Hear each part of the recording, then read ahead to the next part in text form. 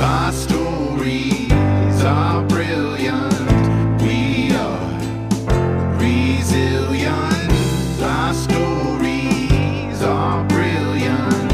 We are resilient.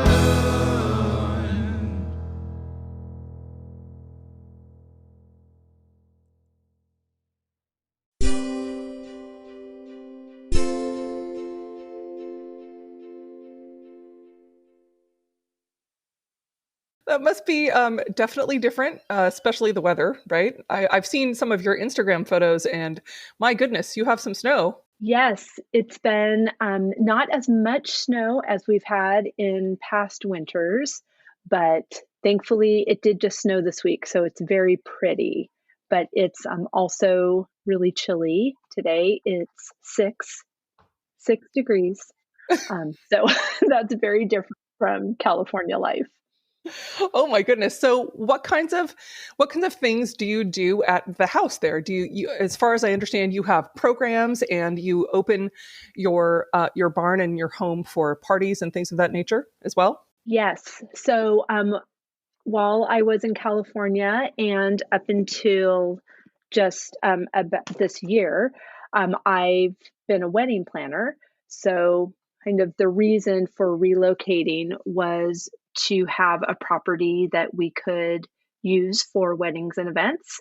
So, the barn is really old. It's super cool, but it's old. The house was built in 1785, and so the barn is we don't have an exact date on when it was built, but it's pre-Civil War, and it's so beautiful. And although it has had a history of housing cattle and horses and chickens and goats and sheep, I only have dinner parties in there.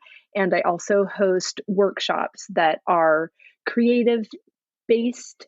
So we've done some floral design workshops, we've done hand lettering, we've done different partnerships with other business owners that locally. So we had the owner of the wine shop come with the owner of the cheese shop, and we did a fun wine and cheese pairing. So just all sorts of things. I just love curating really fabulous events that people can attend. And we keep those to really small groups so that they're just feel really intimate and interactive with whoever's leading the workshop. Oh, that sounds like such a ball. Oh, it sounds like so much fun, and a really a neat way for you to utilize every part of your property. Yes. And then, of course, I got really excited about that. That was all dreamy pre pandemic plans. That's what we used to do. Uh-huh. And that's what we hope to do again in the future as soon as it's safe and prudent to do so. But a way that we've been utilizing the property and being a support to the community in the past year has been offering some kids' nature programs. So that's been really, really fun. My daughter is 7 now. She just turned 7. And it's such a fun place to be a kid. So it's been a great opportunity to invite other small groups of kids. Here for the summer, we had a couple of summer camps that were week long. And then I've been doing an after school program called Field and Farm that teaches kids the seasonal duties of a working farm. So that's been really a a great addition to our well, not addition to our calendar. It's been a great thing to have something on the calendar since we're not able to do things that we're used to doing. Right. But that's been really wonderful. And it's been a joy to partner with our neighbor. So the farm that abuts our property is Hythe Farm, and Nan Norsine is the farmer owner, and Mhm. she has about 60 head of Shetland sheep. So the first day that school was canceled last March was the day that the first baby lamb was born of the season. So Oh, she enrolled. Yes, it was so darling. So she enrolled my daughter and I in farm school, and we just went there every single day. to help bring 22 baby lambs into the world and name them, and it was so fun and such a delight. And so that's what prompted and inspired the after school program. So we teach the kids the different things that are happening on our property as well as on her sheep farm. Wow, that sounds so magical for all the kids. Oh, that sounds like such a blast. Yeah, I went to a really small Bible college in Oregon, and one of the taglines of the school, I don't think it was on their actual print collateral, but they would say "ring by spring or your money back." A lot of people got engaged while they were at school, Ah, and although that was not yeah, was not my trajectory. I was asked one summer to be in 10 different weddings, which is just too many.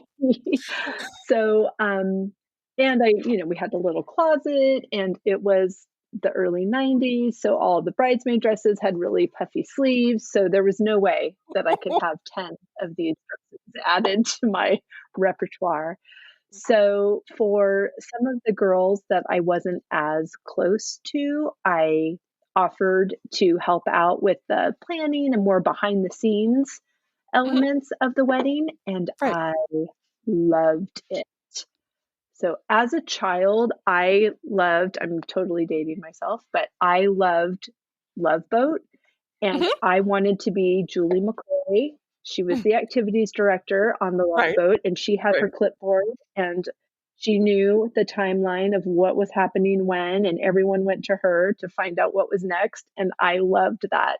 So I loved that element of wedding planning and just the dreaming and then implementing different details and then seeing it all come together and having the honor and joy of being a part of somebody's best day of their life. It was just a dream. So I kind of just started that summer, and then I was on staff at a church that did a lot of weddings and didn't have a wedding planner. So I kind of took on that role and then just started doing it for friends. And then all of a sudden, it was a business. So, and I did that for 30 years, which that seems crazy. Um, I can't believe how fast time goes. That's a lot of weddings and It events. is a lot of weddings. I had a wedding last year. In the pandemic, things had to change quite a bit for this particular couple. So we were already working for their large wedding. We were working together, and when things changed and they needed to downsize it significantly, we just moved the party to our house. So we hosted their wedding here. So I'm super happy that my last wedding as a professional wedding planner was also my first wedding at the Phineas Wright House. So we're very excited for more of those in the future. Oh, that's amazing. Now, when you moved there, did you have to how did you have to learn all about the history of the Phineas Wright House, or was it a place you had already been aware of? That's a great question. My mom is from Lowell, Massachusetts, which is just probably 30 minutes from here.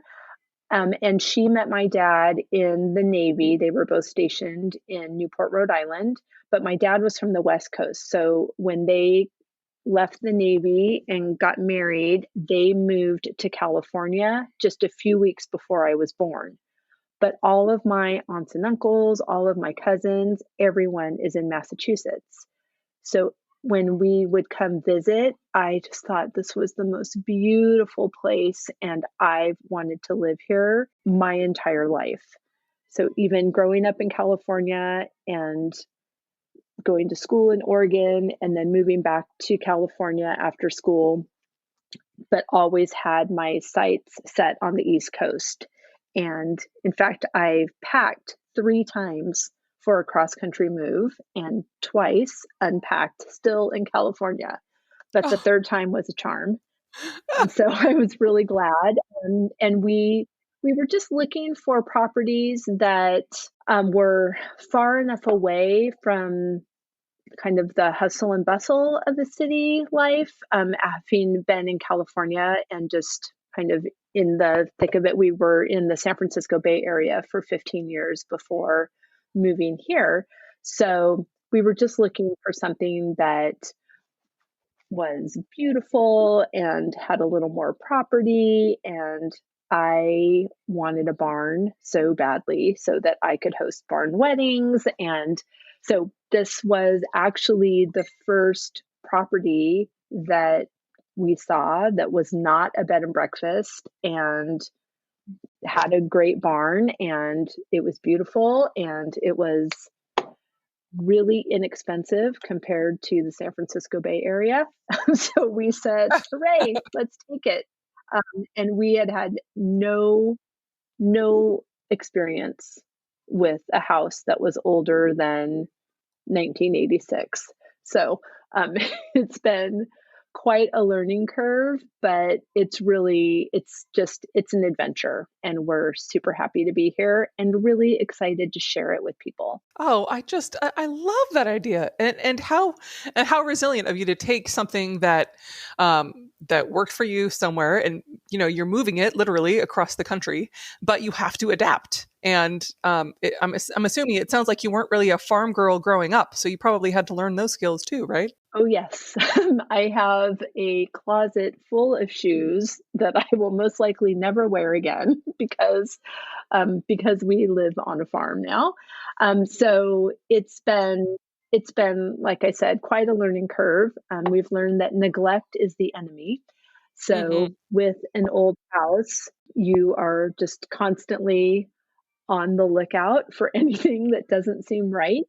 Hmm. And we had a small garden when we lived in California, but now we have fields of vegetables and fruits. And then we're also growing cut flowers that we sell to local florists and then use also for our floral design workshops. And yeah, we're learning so much every day, all day long. But, just also knowing that that was a dream that was in my heart since I was a child. So to be able to finally realize it as, someone as I don't know how old I am, 53 or something, to finally realize it is just, it's a beautiful gift. Oh, that's incredible. So, it sounds like you have very little time in your life. Would you say that you are a routine driven person or not? How do you manage it all? Oh, yes. So funny. I think just my personality and then all my years as a wedding planner, I operate using a timeline every day. But Hmm. I'm learning that this property tells me what is happening today more than I tell it what's happening today. So I try to have a few things on the list, but you just never know when there's a fox in the hen house or there's a windstorm and a tree falls down, and or there are all sorts of critters and things that thwart your great ideas. And it's yeah, and there's weather, and it's kind of a moving target, but we have a good routine. I actually just started recently a morning routine. So I'm wake up at 4:45 and I read and I journal and I have a cup of tea and I meditate, um and then when my daughter gets up for school, she's remote learning, then I'm feeling like more ready to be there for her and be there for my husband who's also working. Like his office is the dining room and my daughter's class is her bedroom, and then my office is here. So there's there's a lot of things going on, but we're just embracing the challenges of every day and grateful to be here. It sounds like your morning routine is something that's a really good idea for self care. Are there other things that you routinely do to kind of take care of yourself amidst all of the hustle and bustle? Yeah, I'm so happy to have started this routine. Before that, I haven't read. I've only read 2 books since we bought this house. I've read The Story's Guide to Raising Chickens and International Toddler Adoption, because we adopted our daughter 5 years ago from China. So, but other than that, I've been so busy just trying to keep up with the demands. So, putting the morning routine in place has been an amazing opportunity for self-care. The other things that I would say is just hosting these workshops or curating the events where another person is hosting the workshop. I just love celebrating people. So having them come here, I want them to feel welcomed. I want them to feel anticipated. I want them to feel celebrated. And when I know somebody is on their way here, I'm just filled with joy, and that feels like if entertaining is an allowable self-care act, I like that one the best. Oh, I absolutely it's allowable. It's whatever works for you. And I think that sounds so nourishing, doing what really truly calls to your soul. Now, do you have a favorite workshop, something that you could point out that is one thing that is your favorite thing that you do on the farm now? Yes, thank you for asking. I love our floral design workshops that start in our dahlia field. So we welcome guests and give them a celebratory welcome beverage.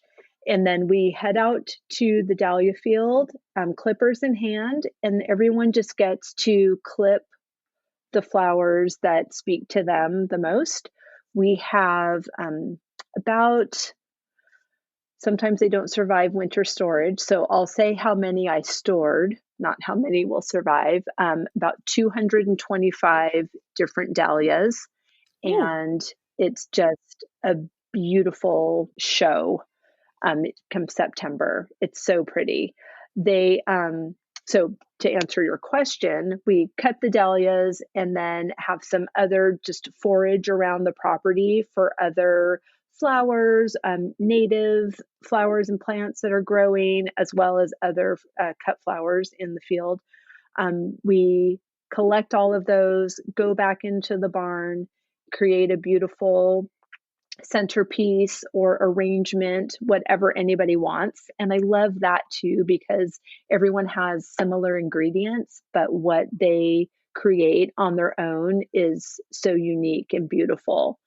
So once everyone's made their arrangement, then we line those up down the center of the table and have dinner together. So we grow so much food here that we can't eat it. We're a small family. So I make dinner for everybody and we enjoy the beautiful arrangements down the center table and a fabulous farm to table, hyper local farm to table meal that was all created with ingredients within walking distance to the barn, and just celebrate each other. And it's leisurely and it feels like an escape, even though our address is right on Main Street. What a delightful visual. I can picture it. It sounds like it sounds like from Sunset Magazine. Just I can see the Yay. flower arrangements down the middle. Oh my goodness. Now I'm glad that you brought up food, because one of the things that I've been watching, listeners, it's pretty amazing. You definitely should follow Phineas Wright. It's an incredible just visual display. Wendy has done so many different beautiful Instagram posts, and she's been featuring all different kinds of workshops online all winter. Things from how to cook a holiday meal, as I recall, to she does a Yep, different drink every Friday night. that's And true. oh, and some of the things that she's come up with are just absolutely scrumptious. Thank So you. It's so fun. I was inspired this past summer just with, trying to be creative. We planted all of this food and then no one could come because of the pandemic. So I created a CSA and started delivering my produce around town. And then I thought, oh, if people have something to eat, they should have something to drink too. So we have garden inspired craft cocktail kits. So those are the cocktails that I've been demonstrating on Friday evenings on the Facebook page and on Instagram, so that you spoke about. So yeah, so those recipes are inspired by what's growing in the garden, or right now the garden's covered with snow, but we've got some things that have been stored up. So we're using those. What's one of your favorite things to make food-wise with ingredients from your farm and in your environments? Oh, that's a great question too. I would say, just going back to neighboring Hythe Farm. I know it's, for some people, it's really easy to imagine playing with baby lambs, and then it can be a little abrupt to say that your favorite thing to cook is lamb from next door, but that is it's on purpose, and that is how Nan makes her money. And so we love to support local farms, and knowing how they were treated is really important to us. And the fact that I can see them from my desk out the window it's beautiful. I'm witnessing their excellent treatment, and it shows when we are able to serve those meals. So I would say leg of lamb, and then we grow so many different things. So I love just kind of being inspired by taking a walk through the gardens and see what's ready. But we have several varieties of heirloom tomatoes. So I like to grill the leg of lamb with rosemary, and then when it rests, I let it rest on a bed of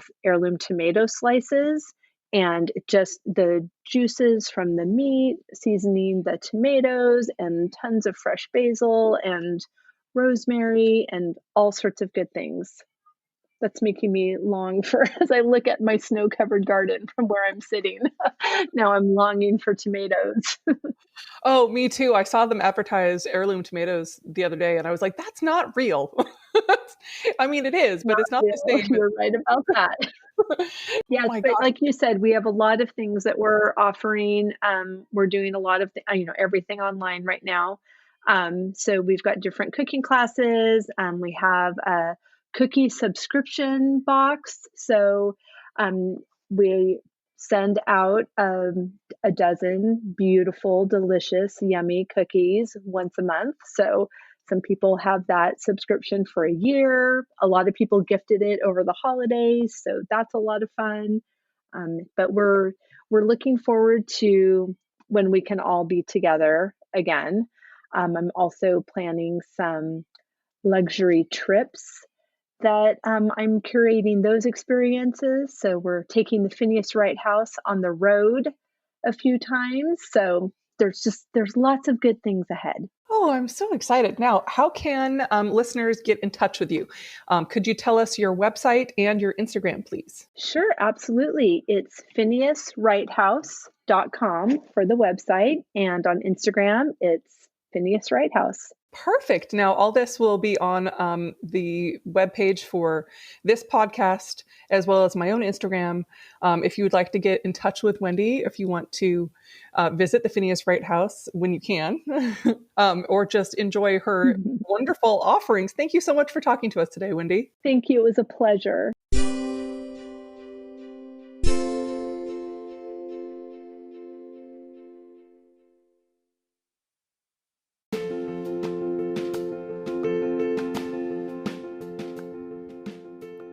I just had the most wonderful time talking to Wendy.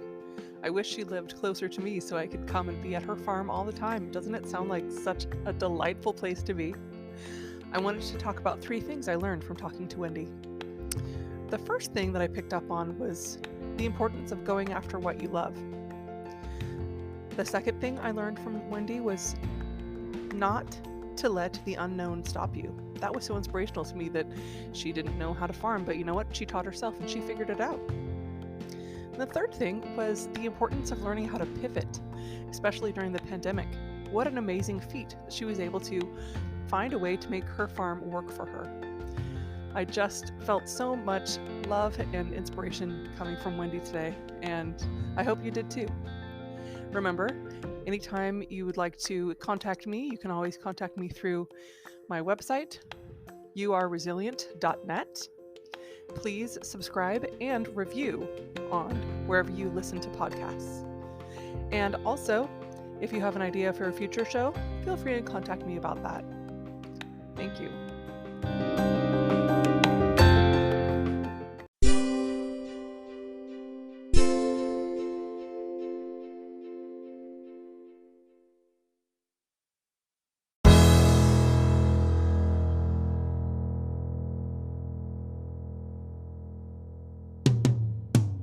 Sometimes we have to start over.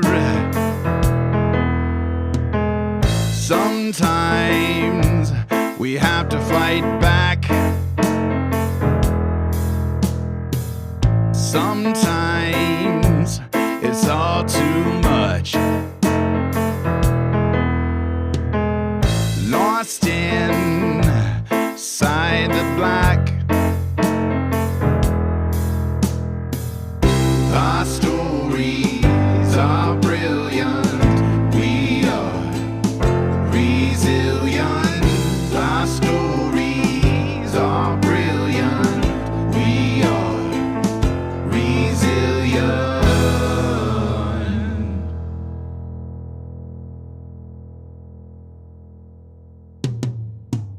Sometimes we need to lift the voices of those who've overcome and expose the ones that made the choices